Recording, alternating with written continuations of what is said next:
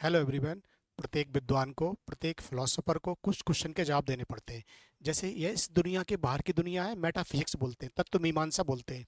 उसमें पहला क्वेश्चन है, ईश्वर परम शक्ति सत्य है या नहीं है? परम पावर है, सुपर पावर है या नहीं है? पहला क्वेश्चन होता है। अगर आप कहते हैं नहीं है, जैसे चार्वाक दर्शन मानता है कि सुपर पावर नहीं है, तो उनको फिर जवाब देना पड़ता है क्यों नहीं है। तो उनको जवाब के तौर पे उनको बोलना पड़ता है कि हमारे पांच पांच इंद्रियां हैं ज्ञान के लिए। ईश्वर का ज्ञान हमें इंद्रियों से मिलता है, किसी चीज का ज्ञान। तो पांच इंद्रियों से हमें ईश्वर का ज्ञान नहीं मिल रहा है, इसलिए हम ईश्वर को नहीं मानते। फिर वो बोलेंगे क्यों नहीं मानते हो? क्योंकि हमने ईश्वर को देखा नहीं है। चार कहेंगे, कहेंगे हमने ईश्वर को आज तक सुना नहीं है, हमने ईश्वर को आज तक स्पर्श नहीं किया है, ईश्वर का हमने स्वाद नहीं लिया है स्वाद इंद्रियों से, ना हमने ईश्वर की आज तक खुशबू ली है कि ईश्वर की क्या खुशबू होती है। इस तरह चार्वाक दर्शन ईश्वर को नकार देंगे।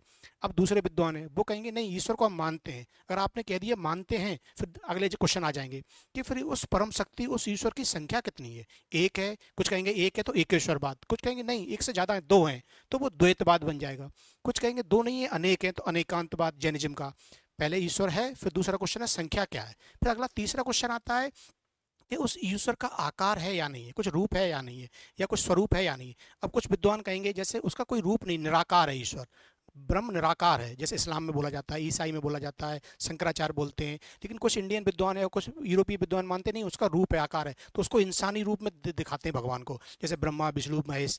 इस तरह तीन क्वेश्चन के जवाब देने पड़ते हैं मेटाफिजिक्स में हर फिलोसफर को। चौथा क्वेश्चन भी आता है, इसके बाद आता है आत्मा, सोल है या नहीं है। क्वेश्चन आएगा सोल है, मानते हो या नहीं मानते हो? फिर अगर सोल मानते हो आप, तो ईश्वर में और सोल में क्या रिलेशन है, बराबर है, छोटा है, कौन बड़ा है, उस सोल का उद्देश्य क्या है, आत्मा और इनमें क्या रिलेशन है। इस तरह मेटाफिजिक्स में चार क्वेश्चन के जवाब देने पड़ते हैं। ईश्वर है, उसकी संख्या कितनी है, उसका रूप क्या है, और सोल से क्या संबंध है, आत्मा से क्या संबंध है। Thank you.